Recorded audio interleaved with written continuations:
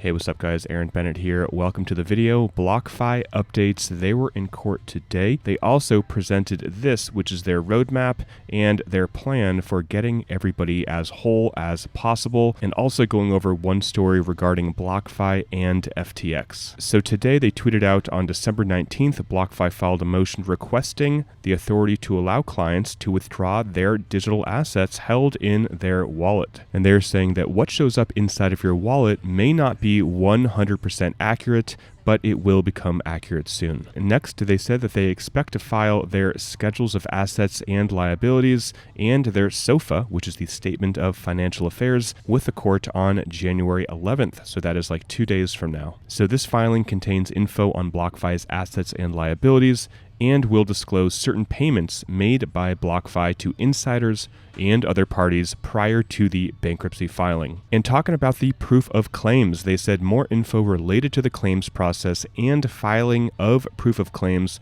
will be sent to clients at the appropriate time. Please note that at this time, no deadlines have been set. So if you are a BlockFi creditor, if you are a client of BlockFi, there is nothing you need to do right now. So this is what they shared today in court and what they went over. So I will just summarize it and let you guys know what I think. So they start out by talking about the progress since the first day hearing. They reached out to 106 domestic and international potential buyers for some or all of the business. Now this is similar to what Voyager, what Celsius, and what other similar companies in Chapter 11 have done. Next, they filed a motion to allow people to take money out of their accounts. Here it says the debtors, meaning BlockFi, seek to do right by their clients, honor client withdrawals from their wallet accounts as of the platform pause timestamp, and also update the user interface to reflect proper accounting of the digital assets in their account. So one thing that stands out differently than Celsius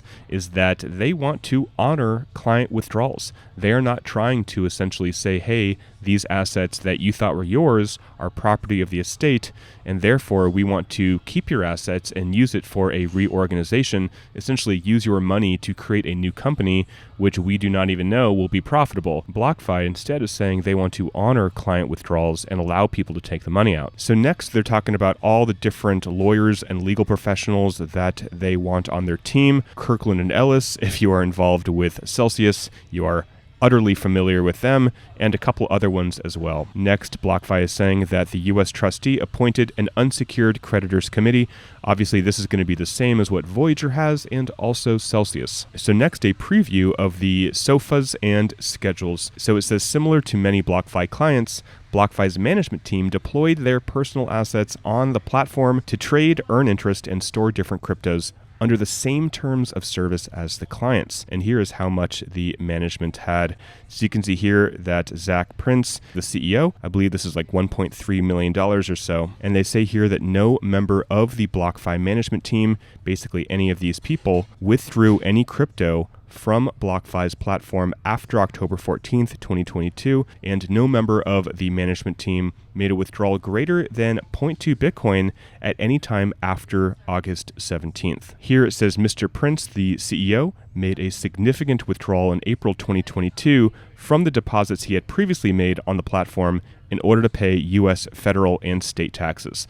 So why are they sharing all this stuff up front? Well, they realize, working with Celsius, that eventually this information will become public, and especially Kirkland and Ellis representing BlockFi, they are learning from Celsius's mistakes, and they are just publicly sharing all of this stuff like, hey, we didn't take any withdrawals over this amount or this period of time. And also, by the way, the founder did take a massive withdrawal, but it was just to pay taxes. And this is interesting as well. It says in 2022, BlockFi completed a total of $7.7 billion in retail withdrawals, and the management team's withdrawals represent just 0.15% of that total volume. So they are just getting on top of this idea that we want to have insider clawbacks. That's how I'm seeing this. With Celsius, the management was withdrawing millions of dollars within months of the pause, within weeks even of the pause. And they are saying, oh, by the way, the management just took out 0.15%, so don't get pissed off at the management here. So next they're talking about working with FTX to protect client funds. BlockFi executed a transaction in which FTX committed to loan $400 million in crypto on a junior basis to BlockFi's obligations to its clients, enabling BlockFi to process billions of dollars in client-requested withdrawals and other transactions between June and November 2022. So this transaction stabilized BlockFi and protected clients, and BlockFi also reduced their headcount by 20% to attempt to further protect client value and set a course to return to profitability. So they're talking about this impact of this FTX transaction, showing the founders and insiders their equity lost in this transaction. So quite a lot of money, especially for the top guys like Zach, who lost $412 million. 2023 planned retention payment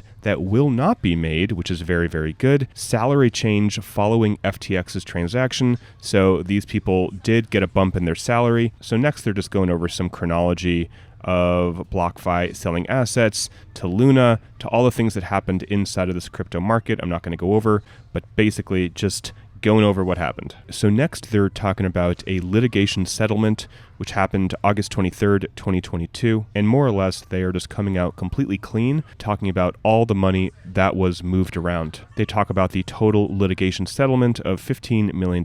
Now, why are they coming out with all of this information up front? It's because they don't want this info coming out in leaked documents or interviews or anything that isn't coming through the court like we saw happen with Celsius and FTX. And the next thing I want to talk about here is that the United States has seized 55 million shares of Robinhood stock and around $20 million from Sam Bankman-Fried, and the debtor, meaning BlockFi, has asserted an interest in some or all of these seized assets. So guys, we are still at the very, very beginning of all of these proceedings with BlockFi. This could go on a while. If you are a BlockFi creditor, again, there is no date to submit a claim or do any of that kind of stuff. Literally nothing you can do right now in terms of you as an individual creditor. I am very happy to see that they are stating that they want to give people their money back right now, at least the money that they have. Now that's awesome, because with Celsius that was not the case and is not the case. So I will keep you guys updated. If you're new to my station and you have not subscribed and you want to catch the BlockFi updates, hit that subscribe button because I will be making more of these. And if you don't already have a hardware wallet like this here Ledger Nano X, I suggest you pick one up for 2023. 2023 is the year of no counterparty risk, or limiting your counterparty risk, taking money off of big exchanges, obviously taking money off of places to earn yield. It's just not the time right now, in my opinion, and a hardware wallet is a great way to do that. There's a link below. It is an affiliate link, so I do make a little bit if you buy a hardware wallet from Ledger. All right, guys, thanks for watching. Till next time, talk with you soon, and bye for now.